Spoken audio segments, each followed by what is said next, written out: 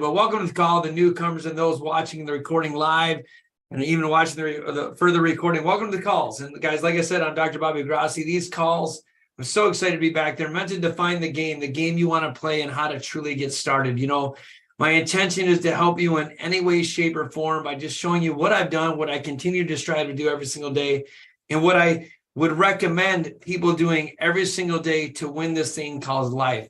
So this applies whether you're and aspiring to be something new. If you want to be a dentist, a dental student, you want to jumpstart your career in the world of medicine, if you want to be a musician, a janitor, a practitioner, looking to grow, anybody that just wants to become better, even if you're a retiring dentist and doesn't really know what comes next, guys, these calls are meant to help you. They're meant to help define the game. Obviously, I focus on dentistry because that's where my upbringing is. That's where I came from. And then what I really hope happens is you take some of these tips and these tricks and you start implementing them in your life. I see that Connor's on the call. Welcome, Connor, Mohit, Andreas, Mario, Annalisa. Welcome to the call. I'm so excited that you guys join me every single day consistently. But these calls are meant to make differences in your life. And the only thing I know how to do, one of my biggest passions, well, when I was, yes, I'm a dentist, but one of my biggest passions growing up was how do I make a difference? How can I possibly be that person who can make a difference? Because at my mom, growing up, my mom was a single mom raising 3 kids, did not come from a lot of money. And I can remember never wanted to be in that situation, never wanted to feel a sense of lack of security. And most time, if you think about money, which is money is a tool, just with a thumbs up if you could agree with me, that money is a tool, but money gives us this sense of security. And so this financial thing that we all seek for, let's be honest, we all go for a job, for a living, we all go work. Why? To get a paycheck. What is the paycheck for? To pay our bills. So today we're going to talk about wealth followership. And we talked about last week of the empowering beliefs, or 2 weeks ago of empowering beliefs, and how your belief system can set you up for opportunities to use your resources, how it can demonstrate this remarkable resiliency for you to keep adopting things going when they're going bad. Even people without money, what I love about the empowering belief system of people that don't have money or come from a less upbringing is that there's always hope. They always believe there's hope. They always believe that there's some different way that if they just change their certain incomes or ways they can become the best version of yourself. But this week, we're going to talk about a thing that's very important to me. And it's something that I struggle with consistently every single day. I still work with it. And that is the act of the principles of wealth followership. But before I talk about that, what is a principle? A principle is a fundamental truth or proposition that serves as the foundation for systems of belief. Principle. So acts of principle. Wealth followership is an important tool for those seeking financial freedom, planning for retirement, whatever it is. When I talk about wealth followership, I'm thinking of your future. It's going to focus on you to build this long-term passive income through whether it's stocks, bonds, other assets, managing borrowing habits, limiting risk, whatever it is. It requires patience and clarity and creativity to get to your desired outcomes. So how do you truly understand the principles? Remember, the principles is a fundamental truth. How do you understand the principles of wealth followership? What are they? Well, one is financial literacy. And before you can develop financial literacy, it requires a knowledge. It requires an understanding of budget, saving, investments, credit, debt management, EBITDA, financial concepts, terminology, or other essential making financial educated decisions. You must understand those principles, right? And if you talk about it, like in dentistry, I use debt a lot. I use debt a lot in dentistry. I've used debt throughout my whole career. And people, I know you're going to hear Dave Ramsey and all them say debt's bad. Debt is not true. But understanding how to leverage debt, use debt, how to use your investments, debt is important. I know that Connor's on the call and I know he's a dentist. Without debt, we would have never been able to be a dentist. So understanding the debt and understanding what it is and how you capitalize on debt is a very important thing. So financial literacy. Then another principle is self-discipline. You got to develop a self-discipline in such a way that you need to stick to a budget. You got to learn how to stick to a budget. How do you save money? How do you avoid impulse purchases, right? This involves setting great financial goals, being creative, creating a great plan on how to achieve them.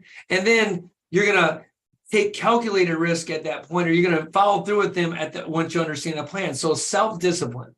When I first started doing dentistry for the first 10 years, I didn't understand wealth followership. I didn't understand the literacy. I didn't understand terminology. I really didn't have any self-discipline.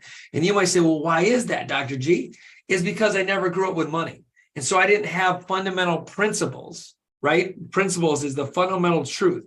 I didn't understand the principles of money or wealth or management or how to control it, because we're a product of our upbringing at times. We're a product of learned behavior from what we see. Well, God loved my mom. She knew how to survive. And most of us are in survival mode. We finally come into money, just with a thumbs up if you've ever been there. You finally came into some money, and the first thing you want to do is buy this big car. You want to buy a watch, or you want to buy a house. You want to buy something you've always dreamt of buying. And the reason being is that we just lack the self-discipline, and we finally come into something new. It's like eating that cookie for the first time, and you just overindulge on that cookie. Well, you have to create a self-discipline in order to have wealth followership and grow. But then you also got to have good risk management. So risk is inherent. If you're an entrepreneur, if you're anybody on this calls, if you want to be a dentist, if you're a hygienist, if you're a retiring doctor, you got to take risk. Being safe, being comfortable is not a good idea. Being safe is not something you want to do. I mean, yes, it's okay. Like, we obviously have our gatekeepers, fear, judgment, ego, which we talked about before. And yes, you all want a sense of security, especially females. That's not chauvinistic. Most females want security. Most females just want to know that they're loved and they're secure. That's what they want. Most people want that.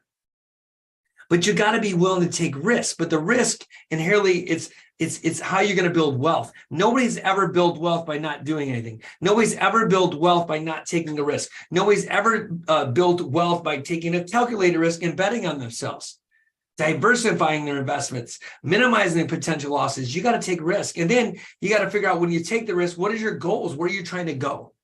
Richie Dolan talks about it all the time. What is it that you want to cause and create? What is it that you want to forecast in your life? You know, so many people, when I look at what they do, I'm going to just, you probably all can't respond because you're working, and I appreciate you just jumping on in this meeting. You might be live on Facebook listening to this. You can't really respond to me, or even on YouTube. But if you've been working at your same job for 6 years, right? See, let me start over. What I love when we're in our 20s and we start working, we always think we have this thing called time.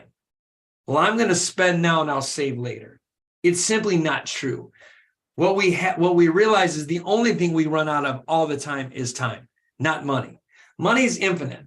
Money is a tool we can always get to. So when you set your goals, make sure you're setting good financial goals with the time in mind, because if you don't tell yourself by when, you'll never achieve it. I have a massive goal, 250 M by 25. Only people on this call know what that means. That means I got 2 years to pull this off. But you got to set boundaries and goals. They got to be smart, specific, attainable, relevant, and they got to have a time unit to it. Your goals must be specific. They must be measurable. They must be achievable. They must be relevant to you, and they must be time bound. That's what SMART, the acronym SMART, stands for. So why is wealth followership? Why is it so important? Why should you know it? Wealth followership, wealth stewardship, whatever you want to call it. Why is it so important? Because it's the only thing that's going to get you financial stability. We all go to a job every single day, and I'm going to go back to what I was going to talk about. I didn't finish the thought. Sorry for my ADHD brain, but we always go back, and we go back to things. And I know myself, my first 10 years of my dental career, 10 years. I've been doing dentistry for 2 decades. For the first 10 years, I never knew what it was like really to have money. I was working just to pay bills. I was working just to literally try to survive. I actually created a practice that I figured out a way, somehow, some way, whether it's a $2 or $3 million practice, I figured out a way to just make it ends meet. Well, you might laugh, like, how does somebody producing $2 to $3 million in dentistry, how do you possibly just go paycheck to paycheck? Well, one, I wasn't making smart decisions. I wasn't really financially stable. I kept robbing Peter to pay Paul. I was using certain things. I didn't understand how to reduce debt and build strong financial foundation. I didn't have it because I never had it growing up. So I had to kind of reinvent the wheel. But by following principles of wealth followership, individuals think you can create a budget. You can save money. When you learn from me, when you're learning what financial is, learn through all my mistakes, I was able to then reprogram my brain, and then I was working to it every single day. A little hack you can do if you're trying to get financially stable, start paying down some of the debt. I just said earlier, some debt is good, some is bad. Let's say you're a credit card debtor, you just have something that's weighing over you, whether it's con or whether it's student loan payments, whatever it is. I would argue that if it's a student loan payment and the interest rate is lower than your house payment, I'd pay your house payment off before your student loan payment. That's a different conversation. But understanding interest rates, understanding debts, understanding what to pay off, that's how you become financially stable, right? And then how do you create long-term financial stability? How do you work towards long-term financial security? It's by setting clear financial goals, developing a plan to achieve them, and then you can build that wealth. Save more for retirement, create financial safety, and net for themselves and their families. So what I started to do, I started asking myself this question. So how did I start creating long-term financial security? So that step 3 of importance of wealth followership is financial independence. But how did you start create long-term financial security? What I would ask myself every single day, and I want you guys to do the same thing. Let's just pick a credit card debt of $1,000. Let's say you have a credit card debt of $1,000. I'd wake up every single morning and I'd look at my cash flow. And if you don't know your cash flow, if you don't know your bank accounts, if you don't understand where you stand with the professional financial statements, if you don't understand where you really stand financially, that's step 1. Understand where you start. It's no different than a self-help or a mindset. Understand what the beginning is so that you know where you want to go. But how to truly create long-term financial security? Well, one is I realized I wanted financial freedom. Part of the financial freedom, and reason why I say some debt's good and some's bad. If you have debt that can create an asset, that's good debt. If you have debt that's taking from you, it's bad debt. So credit card debt, long-term credit card debt that you're paying interest on is bad. So I would say to myself, hey, I have $1,000 I owe on this credit card. Can I pay $10 a day? And watch what I do with my mind. If the answer is yes, I'd pay $10 that day, even if the payment wasn't due that day. But if I kept saying yes, I would say, can I pay $10 a day? The answer was yes. Can I pay $100 a day? Let's say it's yes. Now I'm adding a 0 every time I'm asking this question. And then what if I say, can I pay $1,000 a day? If it's no, then just stop. Pay the $100 and keep repeating this cycle every day and knock off the list of the top 10 things you want to pay off. That's going to help create long-term financial security. Then when you make good investments, you make smart investments, you're doing a financial independence. How am I starting to, watch what I said. How am I starting to become financially independent? Is by investing in things that can make me money without me working. We're achieving financial independence means having enough money to support themselves and a lifestyle that they'll have to rely on others. They do not have to rely on others. Most people, the biggest thing in life, they know how to become a little bit stable. They can pay their bills. They have a little bit of long-term financial security, but they're truly never financially independent. That means they're requiring on somebody else. They always got to require on somebody else to pay their bills. They're not independent. How do you become independent? First of all, you got to say, what will it take for me 10 years down the road to live the way I want to live? Which way do you want to live? You got to be very clear on that. How do you want to succeed? What do you want to do? For me, financial independence is a must. Not only do I want to be financially independent, I want my kids to be financially independent because this world is crazy.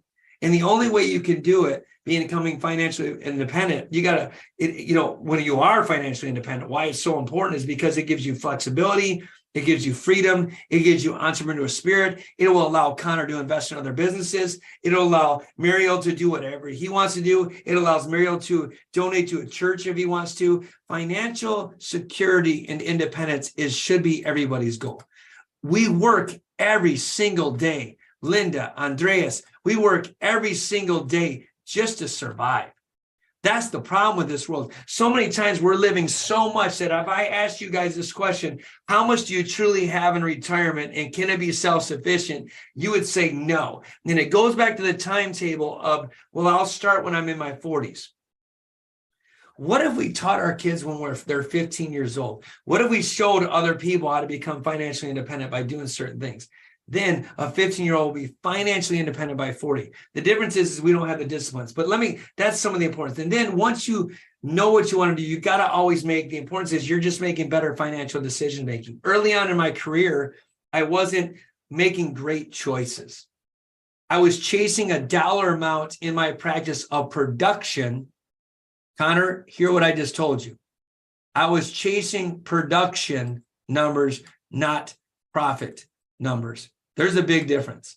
It does not matter at the end of the day how big your practice is, how big a business is, how much money you have in sales. None of it matters. At the end of the day is how much profit do you have.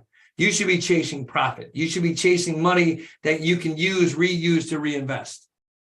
A better financial decision-making, one important thing you can do as a dentist is create buckets of finances. Create buckets in your life of where you want them to go. If Bob Hale, who's on the call, which I love dearly, likes to have $2,000 every single month of spending money, okay, well, what does he got to make to always have $2,000 every single month of spending money? See, this financial independence is different for every single person.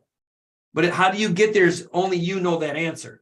But when you do become financially independent, that's when you can make massive changes. That's when you can do amazing things for other people.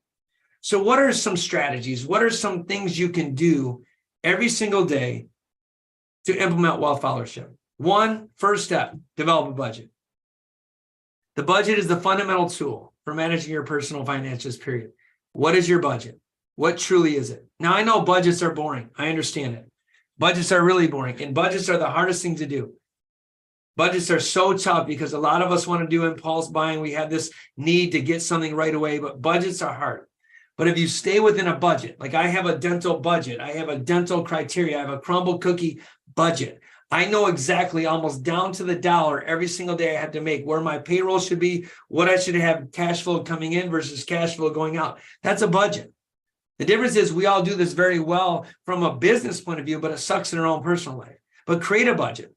Create a budget, create a plan. Follow that plan for income and expenses and track it. Track it, literally write it down. It is no different than you counting your calories in food. It's no different. You should be tracking what you put in every single day. You'd be shocked of how much wasted money you have or how much wasted things you spend on. Look at my Starbucks coffee right here. Yeah, it's $6. I know, it's crazy, right? $6. And I always laugh at people. Everyone goes, oh, I never have enough money. I would argue, are you staying within budget? They're like, well, what do you mean? Well, I had a gentleman one time said to me, he looked at my car and he actually said to me, he goes, I really wish I could afford that car. I said, well, why can't you afford the car? And he actually said to me, because it's too much in gas. It's too much in gas. So I did a podcast on this, by the way. I said $2 of gas extra in this tank is what's going to hurt you from affording that car. He goes, absolutely. I said, okay, but let me ask you this question, right? How much are the cigarettes you're buying? And how much is that alcohol that you have in your hand? And I can remember my kid's face like going down. Here's what I'm telling you. It's not that he didn't have the money. He was spending his money on other things and he wasn't following a budget that could get him wherever he wanted. You must follow a budget. You must follow a budget. That is step one of strategy of wealth followership. Then you got to invest wisely. What are you investing in? He wanted to invest. Forget about. He wanted a car. He wanted to invest in cigarettes and alcohol versus a car. That's what he invested in. But I'm talking about the investment of making money. Like, how do you invest in certain things? I know a lot of people that have a lot of money that have it in a 401k, and this is not a government spiel, whatever it is, but 401ks are losing money. I would argue, why is that a good investment? It's a poor investment. It's a very, very poor investment. But there goes a whole mindset of security. And if you're not from this country, listen to this. A 401k is something we have in our country, the United States. But what's happening is that we're losing interest on that right now. We're losing money. And I know in the long run you'll get it back, but I would argue with you. And I also know a lot of people that will pay off their houses that have a 3% interest rate when they have something else that might cost them 10%. I would argue with you, ready? Is that really a smart investment when you have $300,000 in your hand or $200,000 or $50,000 or $10,000? If you have $10,000 that you could pay off debt to, that's a 3% interest rate, but yet you can make 15% somewhere else. Why would you pay off the 3% interest?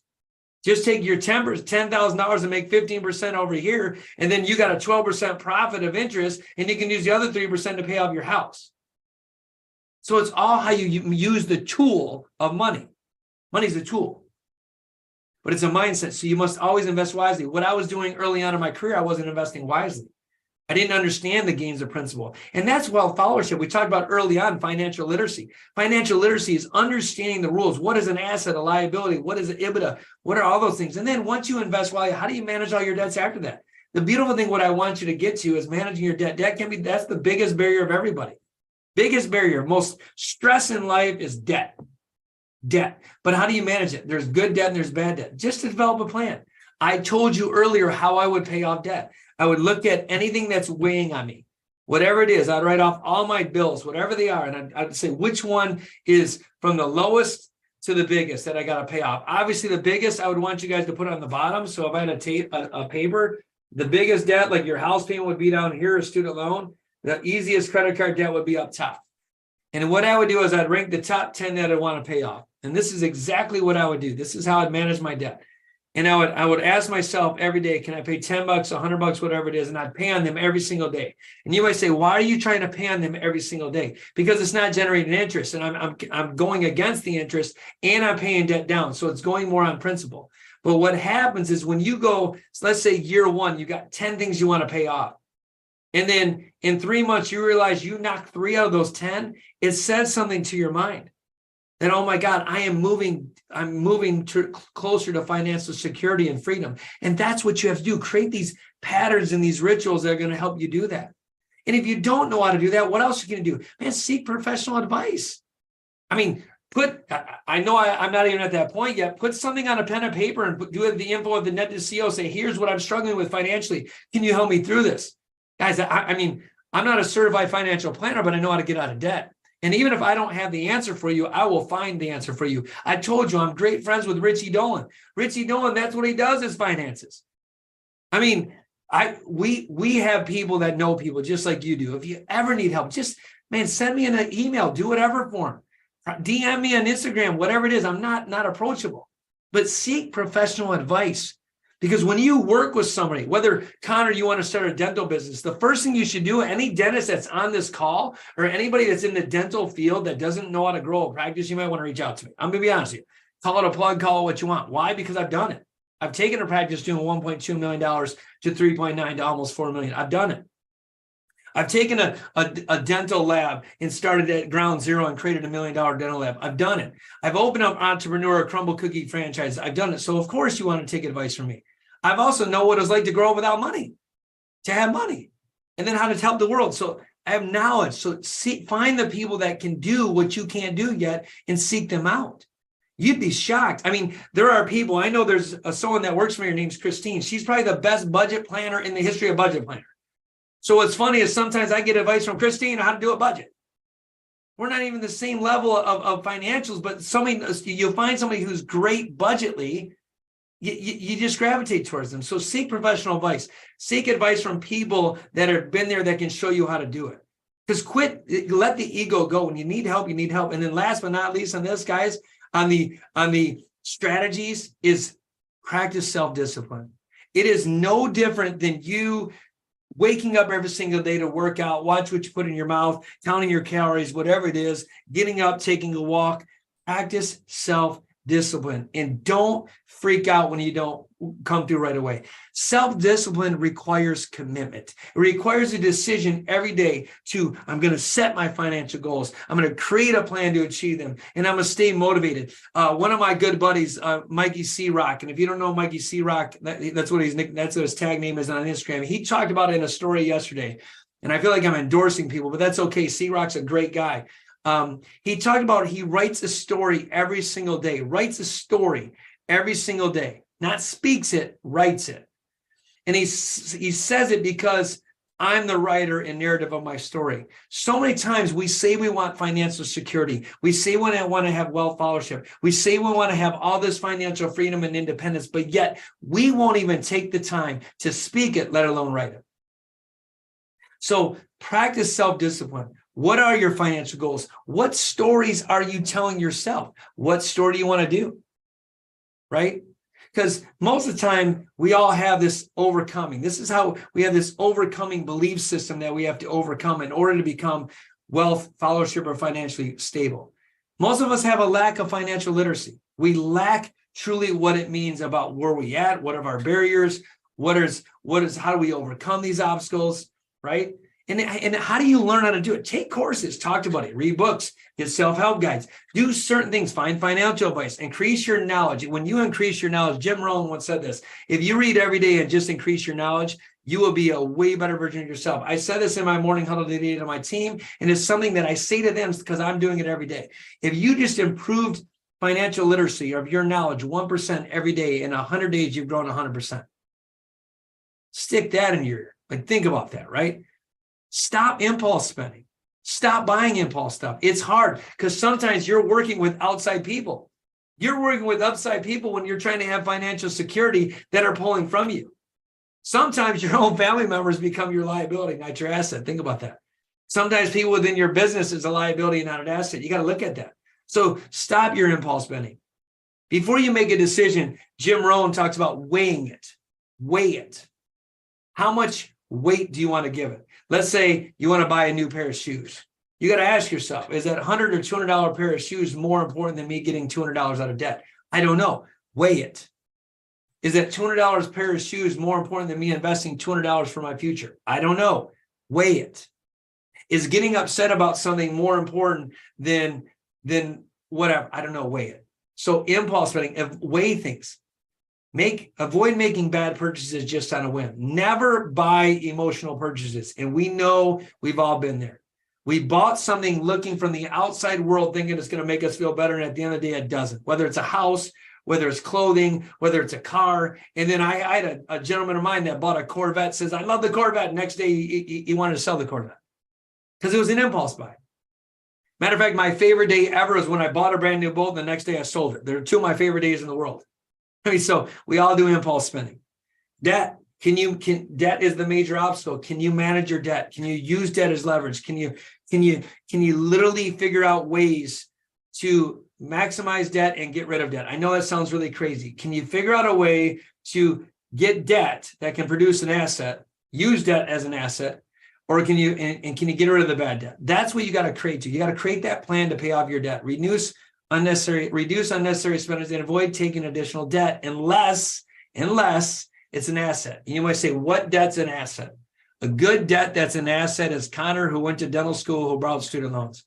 That's a good debt that turned into a huge asset, because that debt that he might have invested $500,000 for, or even more, who knows anymore, dental school's crazy, is going to turn to millions upon dollars of revenue for him. That's a great asset, great debt. Then how do you get the lack of motivation? Sometimes it's hard. Sometimes it's hard to stay motivated. You're only going to increase your motivation, right, by doing this, by producing results. Producing results can be a lot of things, whether you're getting more money in you guys have a retirement fund, or whether you have more money to invest, whether you have more money to pay off debt, whatever it is, you're going to create that motivation, right? With lack of motivation, it's really hard because you have a lack of mindset of wealth fellowship. You don't believe it's possible because nobody else in your family has achieved it. You don't believe it's possible because nobody's done it. It's just simply not true. And then you got to stop down the whole external factors. You got to figure out how to shut down external factors. And what do you mean by that? The economy's on a downturn. All you hear right now is inflation's off the sky high. It's crazy. It's going crazy. There's no way we have enough money in this world. That's funny. Some of the richest people in the world made the most money in depressions. So it's simply not true. When you have the ability and power to overcome every obstacle you have in your life, it's your mindset. When you do all these things, when you give good spending habits, when you create this, you will create a life and financial security that is undeniably the best for you. Wealth followership is such a critical component of achieving financial stability and independence. It involves developing a great, proactive, and disciplined approach to managing your personal finances, setting financial goals, and creating a budget, investing wisely, and managing debt effectively, and seeking professional advice when necessary. More importantly, strengthening your financial well-being requires commitment and dedication every single day, following principles, which is exact truths. Principles are truths to build a secure foundation, to unlock the greatest freedom in your life, to unlock every experience you've ever wanted to give you the life that you are called on this world to have by staying true to just long-term plans. Most people don't have financial security and independence only because they stop thinking about it and they stop committing to doing it. Who cares what happened when you're in your 20s? Most people spend in your 20s. Who cares what even happened in your 30s and you wanted to impulse buy? And we always joke with men that men finally mature at 40. Because they realize life's nothing about them. It's about setting up the future self and how do you have savings. Eventually, I would love to retire. But I knew if I was going on the rate from 40 to 50, I would never be there. I would never be there. So I had to create principles and habits every single day to get there. If you're struggling, if you need to get one step further just to understand yourself, document where you want to go long-term and set it in the planner and then give it to me at the info at the dentist CEO. You got to stop being a spectator in your thing in life. You got to stop being that person who wishes or hopes something can happen, and you need to take charge in your own life. Guys, I really hope these calls are valuable to you. If they are, just give me a thumbs up. If you're not, give me a thumbs down. That's fine. I hope they're valuable to you. I really hope they're making a difference in your life. I truly, truly hope that just me sharing some of my knowledge, even my pain and my vulnerable pain points, are helping you become the better version. At least I hope they make you think. I hope they make you think and say, man, one day I want to be financially secure and independent. I love hearing from you. So please just send me a hi or a comment in the info@thedentistco.com. Please, it's an email. And come next week, guys. We're going to talk and we're going to cover you control the rules. Guys, I love you. Enjoy your Tuesdays. I went 2 minutes over. I apologize. You all have a blessed day. We'll talk soon, guys. Much love.